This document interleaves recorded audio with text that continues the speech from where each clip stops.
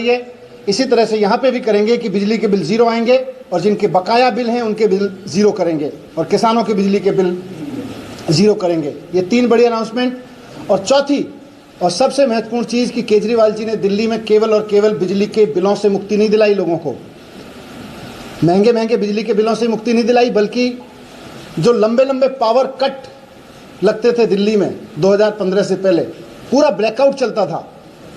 लोगों को अगर अपने घर में बिजली चाहिए थी तो लोगों के घर में बिजली कम आती थी, इन्वर्टर से चार्ज करके ज़्यादा रखना पड़ता था। 2015 से पहले उत्तर प्रदेश के जो लोग दिल्ली में आते जाते हैं वो जानते हैं कि 2015 से पहले दिल्ली के मार्केट इन्वर्टर और जनरेटर्स के, छोटे छोटे जनरेटर्स के भरे पड़े रहते थे।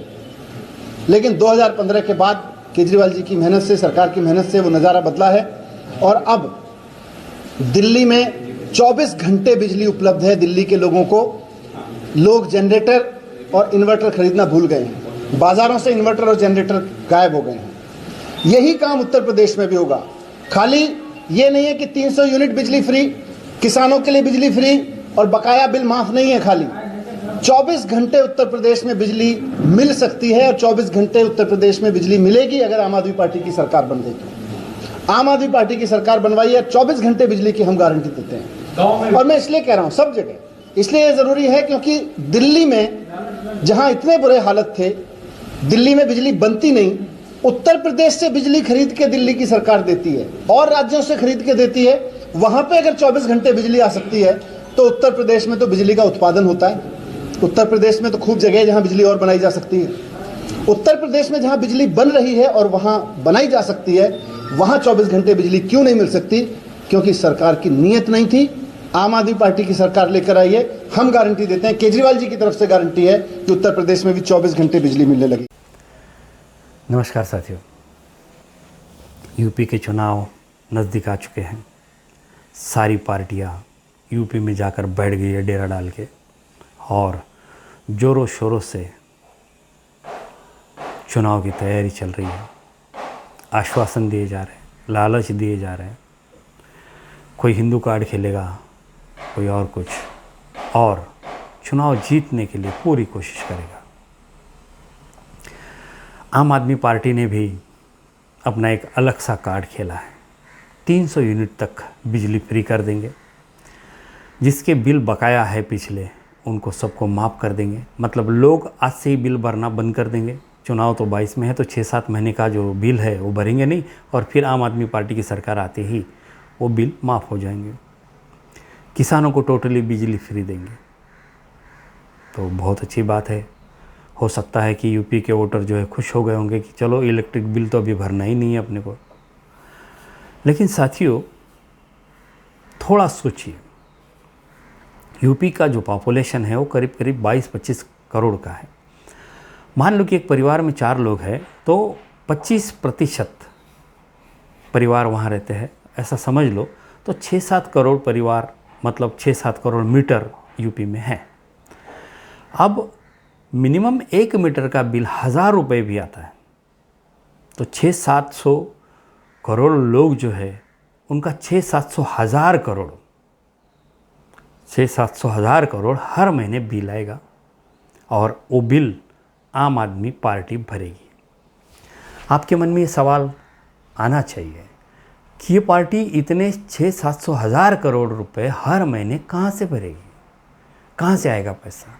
एक तो ये करप्टेड है, करप्शन करके ये कर रहे हैं, या फिर इनके पास नोट छापने की मशीन है जो छाप छाप के भर दिया करेंगे, या फिर आपके दाहिने जेब से निकाल के आपके दूसरे वाली जेब में डाल देंगे, बाईं जेब से निकाल के दाहिने जेब में डालेंगे, आपको पता ही नहीं चलेगा। क्योंकि ये जो पार्टी है ये तो भारत में सबसे अपने आप को ईमानदार पार्टी बताती है। इनका जन्म ही इंडिया अगेंस्ट करप्शन के आंदोलन के माध्यम से हुआ है।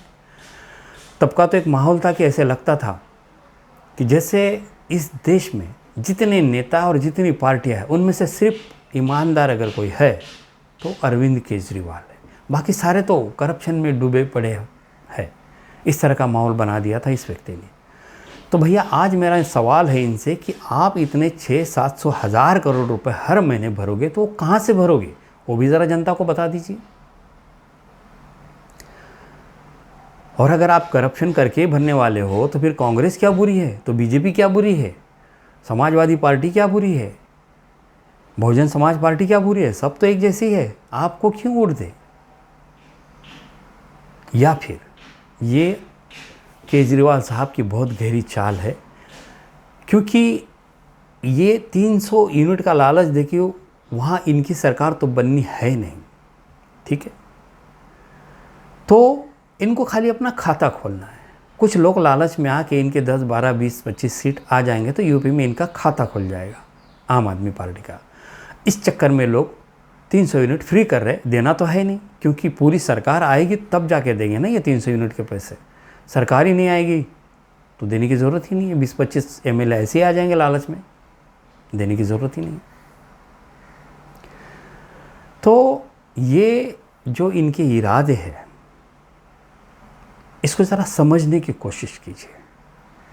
आप आज अरविंद केजरीवाल की तरफ एक आशा से देखते हो कि मोदी के बाद यही इंसान है जो देश को संभाल सकता है और ये करप्टेड नहीं है, तो आप गलती कर रहे हो। मोदी समझ में आ जाते हैं कि ये क्या कर रहे हैं, क्यों कर रहे हैं, किसको खिला रहे हैं, किसको पिला रहे हैं, लेकिन ये पढ़ा लिखा आदमी है, ये आपके समझ के बाहर है। ये कहाँ से क्या करेगा, कैसे चुनकर आएगा, कैसे सरकार बनाएगा, कहाँ से पैसा कमाएगा, आपको पता भी नहीं चलेगा। यूँ ही नहीं, प्रशांत भूषण जी बाहर हो गए, योगेंद्र यादव बाहर हो गए, कुमार विश्वास बाहर हो गए, अलका लांबा जी बाहर हो गए, अंजलि दमानिया जी बाहर हो गए। इनके पास शेर और शेरनियों की एक बहुत बड़ी टीम थी, लेकिन ये लोग केजरीवाल जी की ईमानदारी को देखकर वहाँ आए थे, लेकिन इन्होंने देखा कि सारा मामला गड़बड़ है, तो ये लोग एक एक करके छोड़कर चले गए। और आज जो है एक ही वहाँ पे व्यक्ति है जिनकी चलती है, वो है अरविंद केजरीवाल जी और उनके परम भक्त हनुमान जी की भूमिका में होते सिसोदिया साहब। तो साथ ही इनको भी पहचानने की ज़रूरत है। अब आपको लगेगा कि मैं किसी कांग्रेस पार्टी का या बीजेपी का एजेंट हूँ, तो ऐसा बिल्कुल नहीं है। मैं आप ही की तरह का आम आदमी हूँ, बस सोच रहा हूँ।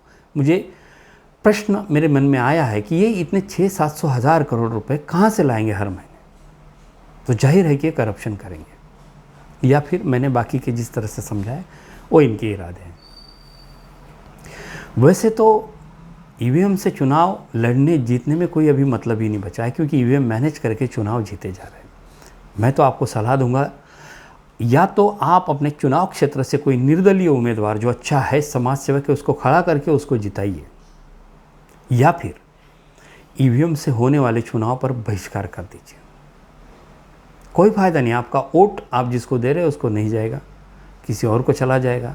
आपको लगेगा भी ये आदमी बुरा ही है, चुन के नहीं आएगा, लेकिन वही चुन के आएगा। बजाय ये सब इसके सामने जाने से अच्छा है कि चुनाव पे बहिष्कार कर दो। अगर बैलेट पेपर से चुनाव होते हैं तो ज़रूर चुनाव में हिस्सा लो, वरना मत लो, या फिर निर्दलीय उम्मीदवार खड़ा करके उसको जिता के दो। ये जो सारी पार्टियां हैं ना, इनकी स्ट्रैटेजी अलग अलग है।